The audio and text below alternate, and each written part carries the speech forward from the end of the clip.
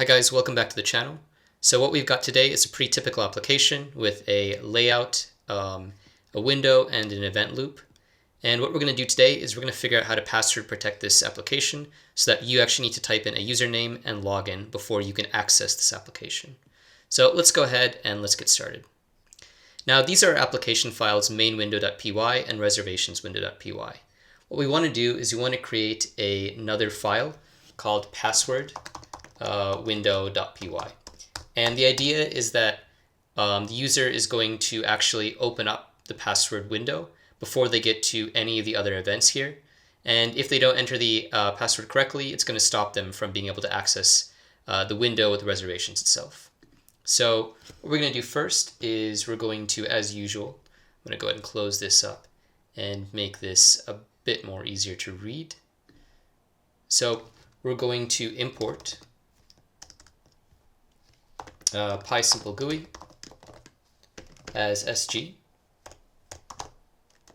Pretty typical. And then we're also going to import a library called hashlib. So we're going to do import hashlib because we'll be using something called hashing in order to create an acceptable password. And then we're going to create a function called defprotect. Now, right here, if we go back to our main window, that protect function is going to be called right here, or actually right here under window.read. And that's going to be a function that's going to hold our window. It's going to initiate our window. So inside defprotect, we're going to create layout. And this is going to be to create the different inputs in our password window. The first one is going to be just a text input, sg.text. And this one is going to have you enter your email address. So this is going to be sort of the username functionality. So enter your email address. Then what you're going to do is we're just going to have, so this is going to be the label right here. And this is going to be the input where we actually type in the email address. So we'll have key equals email so that we can actually access whatever is typed into this input. Do not clear equals false because we want to clear it, but actually true. Now we'll say false because we don't want the user to be able to see their previous attempt. And then size equals 31. All right. Now this is just going to give us a field where we can type in our email address. The next one is going to be sg.text, enter password. We'll capitalize that. Enter password. This is going to be another label, and this one is going to have a size of 15 characters and 1 high. And our next one is going to be the actual input field. So we're going to have sg.inputText.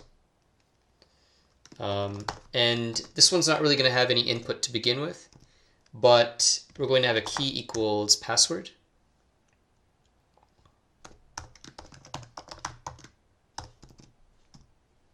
And then we're going to have password equals, so right here, this is a star. And this is what you're used to seeing when someone wants to type in a password on Windows or whatever. This is just to obfuscate. So this is just so that someone looking behind you can't really see what you're typing in as the password. And then we're going to have size equals 15:1. All right. And our next is just going to be a submit button. So we're just going to have sg.button submit. And then we're going to have sg.button exit. Okay. That's going to be our basic layout. So we're going to have a field for someone to enter their email address, and then their password, and then to submit that information for possible login. We'll say password window equals sg.window. We're going to call it password. Or we can just say login right here. And then we're going to input layout and then modal equals true. And then we're just going to have our typical event loop. Within this event loop, we are going to call some functions, so it's going to get interesting. We're going to event values equals password window.read.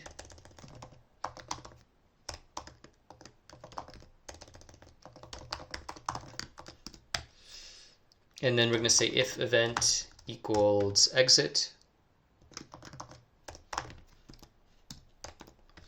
Or event equals sg dot when closed.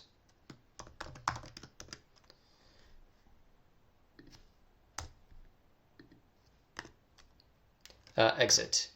So what this means is that if someone clicks the exit button or they try to close it, we're just going to exit the entire program. This exit function is proprietary to Python.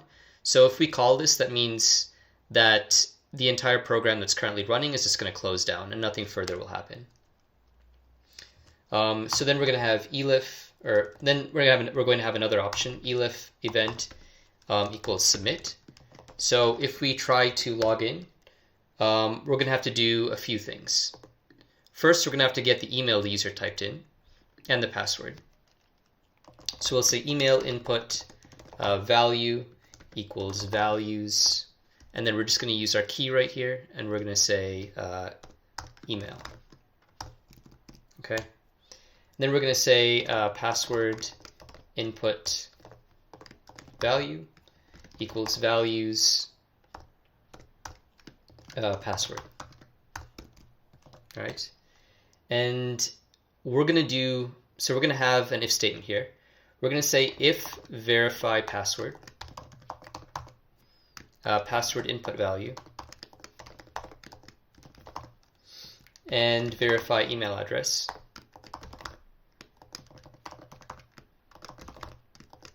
Email input value, break. Okay, so this means that we're gonna create a function here called verify password. So we're gonna say def verify password, which is actually going to take in this password input, and this is where we're going to decide whether the password is valid or not. So password. For now, we're not going to write the code, but we'll come back to this. And then we can say def verify email address, and we'll have email input value. Okay. So if that's true, we're going to break. Else, we're going to continue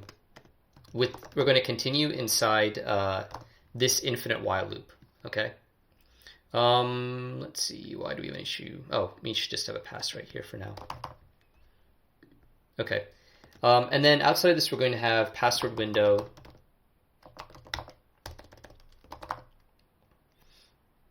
underscore window dot close. Okay. And basically how this is going to work is right here we have this password window, all right? And we have the main window where we had our flight reservation functionality.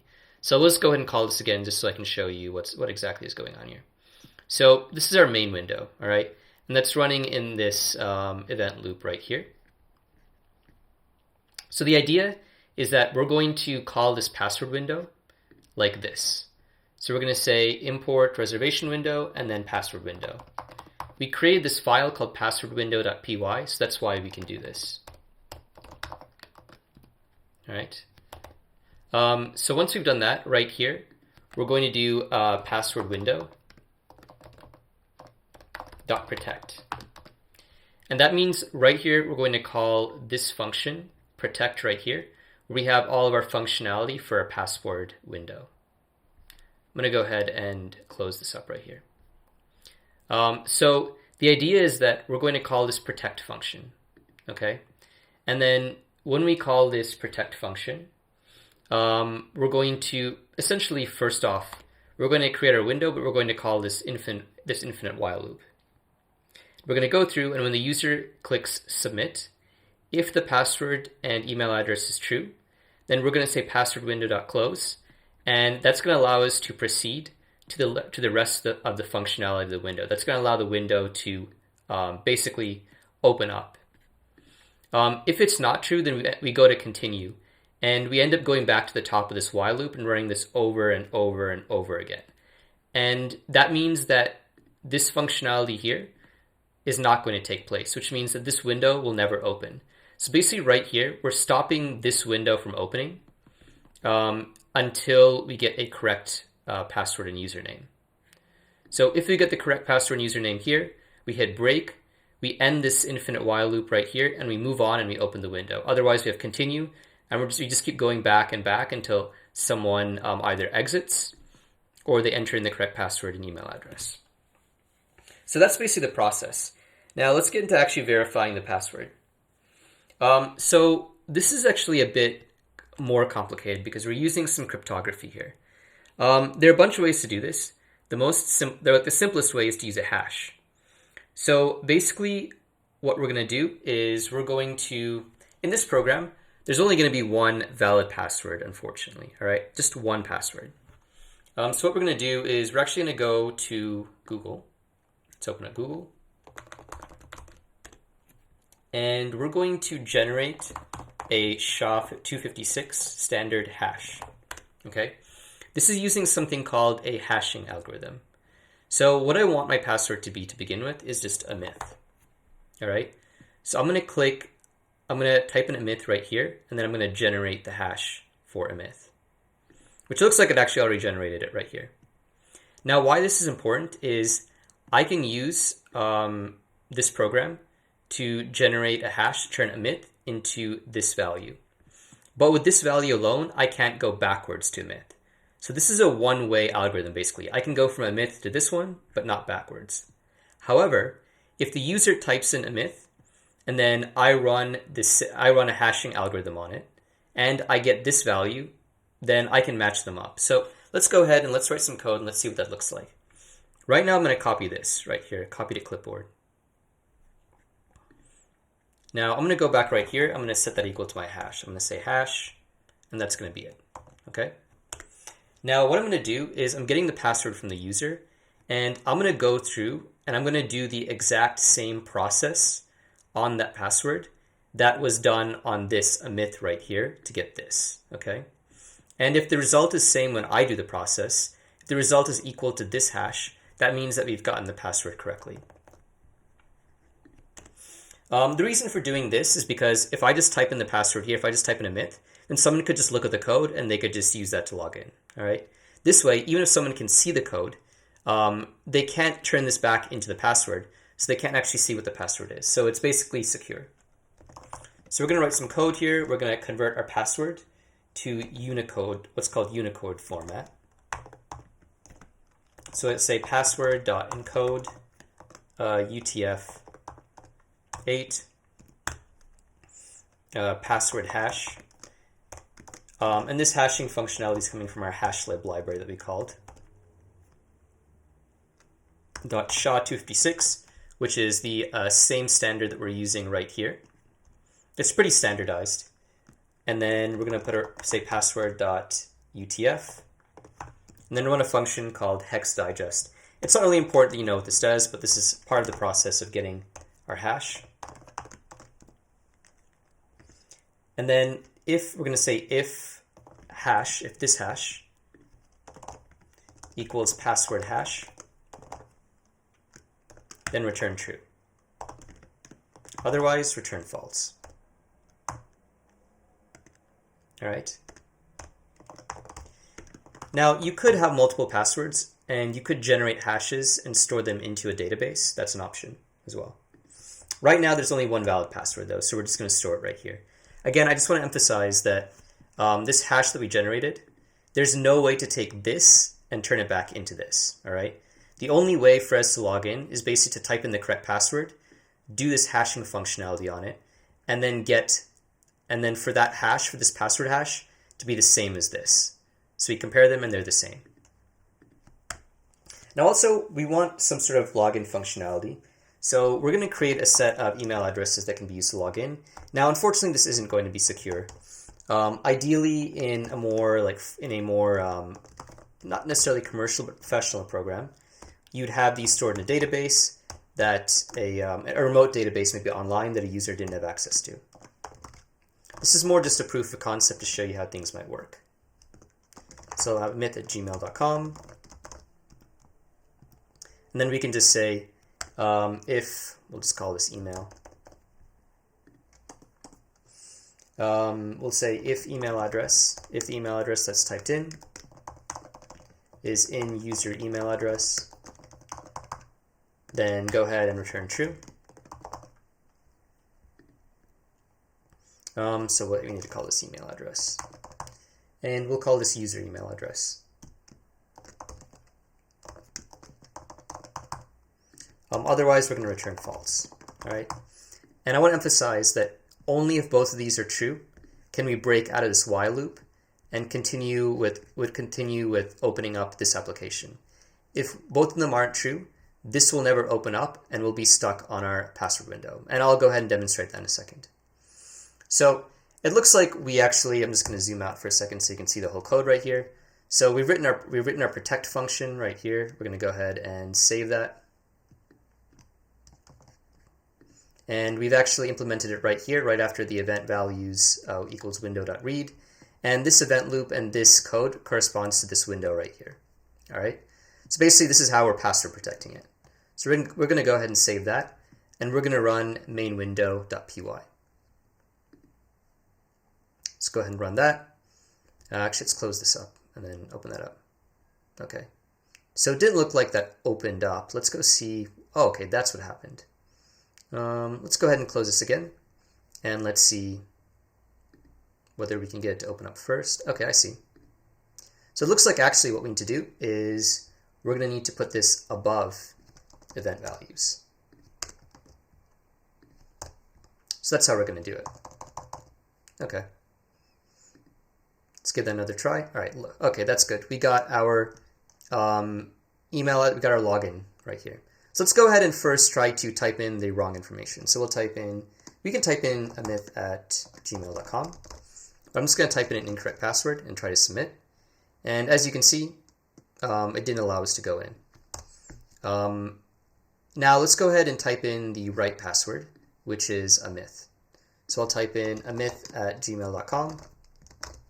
And then I'm going to type in amit, which is the password. Still didn't seem to work. Interesting. Okay, so one thing I want to draw your attention to is that right here, this hash that I copied from here is uppercase. And it turns out that, let's go ahead and so I typed in print password hash right here, so I could see the hash that was generated. And I'm going to go ahead and type in amit@gmail.com and then type in the password.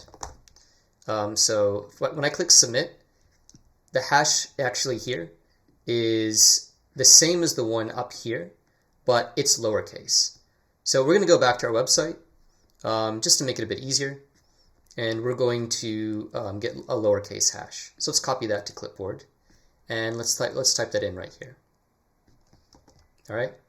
So important, we need to have a lowercase hash. All right. So let's go ahead and let's try this again. We'll close this right now. We'll exit out of this and we'll give it another try. Okay. So let's run that. So amit@gmail.com. Amit. And it seems to work. So right here we've got our window. So let's go ahead and exit out of that. So one thing, if you noticed, that was strange was that the window was still open when we got the correct password. I think what I'm going to do for that is I'm going to take this close function out of the infinite loop and put it right here. All right. Let's go ahead and run it again and try to log in. This time we'll use john@gmail.com, and then we'll type in amit, and we can submit, and it opens up right here, but also the password window has been closed in the background. So we were able to fix that. Now, one last thing I want to get into is, like, if you have a password protected application, it's a little bit strange to have to run main window.py each time, right? Like, there's not really much of a point, because you already have access to the code, it's not very practical. So what we're going to do is we're actually going to, we'll close this up, and we're going to install a library that's going to allow us to actually turn this into an app, like a .app file. So we'll go ahead and we're going to say pip install. The library is going to be called PyInstaller. All right. So this is going to go ahead and install. It looks like, well, it's already installed in my computer. And then we're going to run this command that I just copy pasted into my document right here. And I'll actually put this in the description below. Okay, so what we're going to do is we're going to have this command. I'm going to go ahead and copy this command from this document right here. We're going to go ahead and paste this. We're going to say PyInstaller, which is the name of the library, main window, which corresponds to this right here. We're going to have the name of our application, and then we're going to have windowed, which means that we're going to have an actual like app icon, all right? And we're going to go ahead and click enter, and we're going to generate that. It's going to take a second right here, and I'll show you what the result is once we're done. All right, cool. So it looks like you've generated our application. Let's go ahead and let's see if we can actually open this up in Finder and access our real app. See this one right here called main? So actually, let's see if I can just move this right here. Go ahead and click on it. So when I open this up right here, we'll type in amit@gmail.com, amit, and then we can go ahead and log in. So what I was able to do is actually generate a proper like app, like other typical Mac applications you would see. And this also works on Windows right here, okay? And the reason I did this is because it makes more sense to have a program that's password protected when we have a .app file and where the user doesn't need to see and run the code, okay? These two just more practically go together. Anyways, that was how to password protect a program. Basically, the gist of it was we needed to create our password window .py, and then we needed to create the password window in a function, and then we needed to actually insert that function above anything else in our event loop. So initially, we made the mistake of putting it underneath, but that needs to be the first line of code in our while loop. Now, if you found this useful and this was of value to you, please go ahead to like and subscribe. Have a nice day.